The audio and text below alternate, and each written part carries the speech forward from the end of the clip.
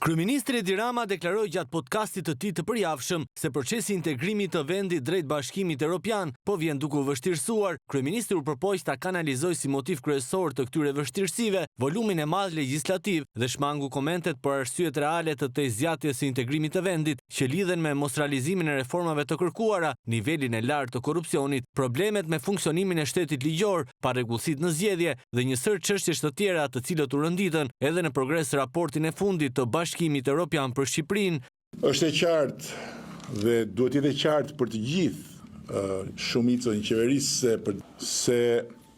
ky proces është një proces që do të vijë duke u vështirësuar jo më vit pas viti, po muaj pas muaj.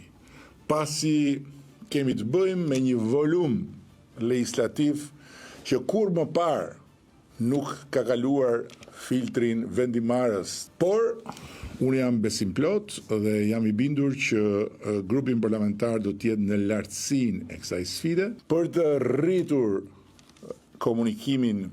me antarësinë dhe mbështetësit e Partisë Socialiste dhe për të rritur intensitetin e petejës me frontin e gjerë të dizinformimit që shtrihet në të gjitha